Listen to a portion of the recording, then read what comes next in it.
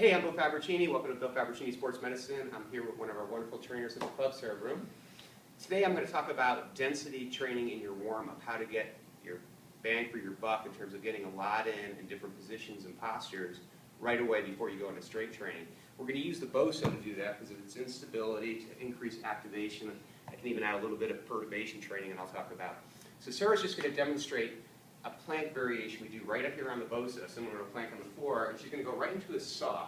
Now again, the pre-activation is tighten the abs, engage the core, depress the lats. Great exercise to begin stabilization in the front, the abdominal wall here.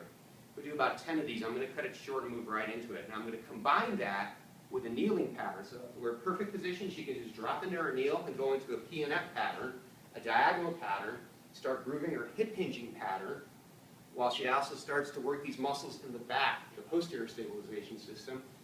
Shoulder girl, rotator cuff.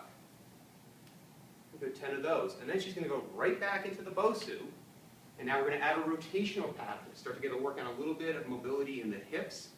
She's not twisting her spine. She's just going side to side.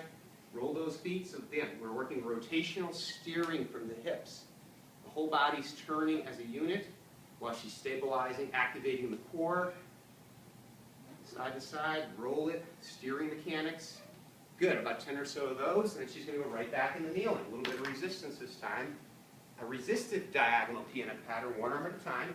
And she's going to start to add in a little bit of steering mechanics from the hip joint, transferring that force over to the shoulder girdle. Again, we're trying to get our bang for our buck. Lots of activity in a short amount of time so we can move on. We do both sides, right back to the BOSU, 3-step sequence. Now again, a little bit of hip flexion when she takes the step forward, thrusting with the back leg. So we start to get the hip flexors going here, back and forth, challenge the core to stay stable a little bit more, get the lats involved, good posture, and then we're going to go right back into kneeling. Only variation is half kneel position.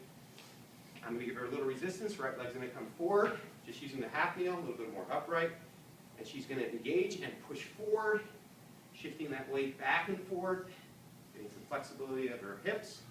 She can add a little rotation and groove that steering pattern as we warm up a little more, turning from her hips. Boom, boom, boom. And then we'll get her upright, add a few more things in and start loading her. Great job.